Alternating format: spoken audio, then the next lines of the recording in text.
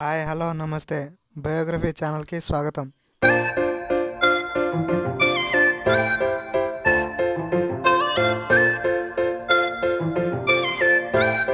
ఈ వీడియోలో మనకు సైన్స్ పరిచయం చేసినటువంటి నోబెల్ మరియు భారతరత్న గ్రహీత సర్ శ్రీ సివి రామన్ గురించి తెలుసుకుందాం. సివి రామన్ పూర్తి పేరు చంద్రశేఖర వెంకటరామన్. ఈయన 1888 నవంబర్ 7న తిరుచినాపల్లి సమీపంలోని అయ్యన్పేట అనే గ్రామంలో చంద్రశేఖర్ అయ్యర్, పార్వతీ అమ్మాళ్ దంపతులకు జన్మించారు. అతని తండ్రి స్థానిక పాఠశాలలో ఉపాధ్యాయునిగా పనిచేశారు. అతను విశాఖపట్నంలో ప్రాథమిక విద్యాభ్యాసం పూర్తి చేశారు. సివి రామన్ చిన్నతనం నుంచి విజ్ఞాన శాస్త్ర విషయాల పట్ల అమితమైన ఆసక్తిని ప్రదర్శించేవారు. ఆయన తండ్రి భౌతిక అధ్యాపకునిగా అవటం అతనిని భౌతిక శాస్త్రం వైపు మరింత కుతూహలం పెంచుకునేలా చేసింది. చిన్నతనం నుంచి తెలివైన విద్యార్థిగా పేరు తెచ్చుకున్న రామన్ తన 12వ ఏట మెట్రికులేషన్ పూర్తి చేశారు. ఆయన ఫిజిక్స్లో గోల్డ్ మెడల్ సాధించాడు. 1907లో ఎంఎస్సి ఫిజిక్స్లో యూనివర్సిటీకి ప్రథముడిగా నిలిచారు. 8వ సంవత్సరంలో ఆయన కాంతికి సంబంధించిన ధర్మాలపై రాసిన పరిశోధన వ్యాసం లండన్ నుండి వెలువడే ఫిలాసఫికల్ మ్యాగజైన్లో ప్రచురితమైంది. 1907లో ఉద్యోగరీత్యా కలకత్తాకు బదిలీ అయ్యారు. అక్కడ ఇండియన్ సైన్స్ అసోసియేషన్కు రోజు వెళ్ళి పరిశోధనలు చేసుకునేవారు. రామన్ ఉద్యోగానికి రాజీనామా చేసి పరిశోధనలు కొనసాగించారు. ఆ తర్వాత తల్లిదండ్రుల కోరిక మేరకు ఐసిఎస్ ఉత్తీర్ణుడై కలకత్తా ప్రభుత్వ ఆర్థిక శాఖలో డిప్యూటీ అకౌంటెంట్ జనరల్గా చేరారు. రామన్ తల్లి వీణను అద్భుతంగా వాయించేది. అందుకే రామన్ తన పరిశోధనలు వయోలిన్, వీణ, మృదంగం వంటి వాటి గురించి సాగాయి.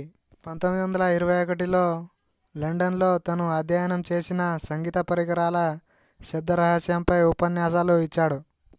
శబ్దశాస్త్రం నుంచి తన పరిశోధనలను కాంతి శాస్త్రం వైపు మార్చాడు. తన తిరుగు ప్రయాణంలో ఓడలో ప్రయాణిస్తున్నప్పుడు ఆకాశం, సముద్రం నీరు రెండింటికి నీలిరంగు ఉండటం ఆయనను ఆలోచింపజేసింది. కలకత్తా చేరగానే తన ఊహను నిరూపించడానికి ద్రవాలు, వాయువులు, పారదర్శక ఘనపదార్థాల కాంతి పరిక్షేపణం గురించి పరిశోధనలు చేశారు. అందుకు యువ శాస్త్రవేత్తలైన కెఆర్ రామనాథన్, కెఎస్ కృష్ణన్ ఆయనకు అండగా నిలిచారు.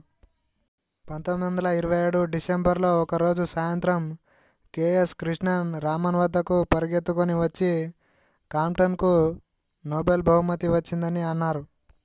అదేవిధంగా రామన్ కాంతి విషయంలో నిజం కావాలని అనుకున్నాడు.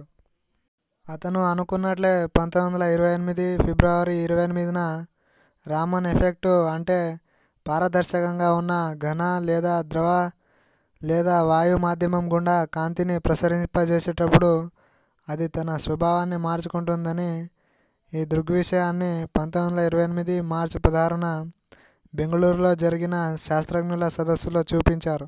200 రూపాయల ఖర్చు కూడా కానటువంటి పరికరాలతో ఆ దృగ్విషయ నిరూపణ జరగడం అద్భుతమైనదని ప్రపంచ శాస్త్రజ్ఞులందరూ రామన్ను అభినందించారు. పరిశోధన యొక్క విలువను గుర్తించి 1930లో నోబెల్ బహుమతి ప్రదానం చేశారు.